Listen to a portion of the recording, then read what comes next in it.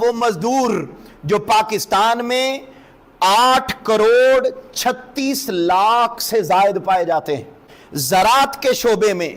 37.4 یعنی 37.4%، انڈسٹری صنعت ملیں اس میں 25.4%، 25.4%۔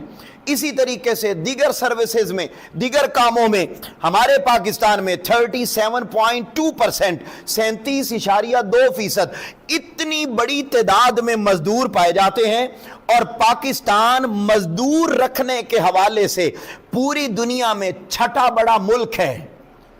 اتنی بڑی تعداد میں مزدور ہمارے وطن میں، ہمارے پاکستان میں، ہمارے معاشرے میں پائے جاتے ہیں، لیکن ہمیں یہ بھی دعویٰ ہے کہ ہم محمد مصطفیٰ صلی اللہ علیہ وسلم کے غلام ہیں، ہمیں یہ بھی دعویٰ ہے کہ ہم رسول پاک صلی اللہ علیہ وسلم کے عاشق صادق ہیں، ہمیں ہر طرح کا دعویٰ ہے، لیکن وہ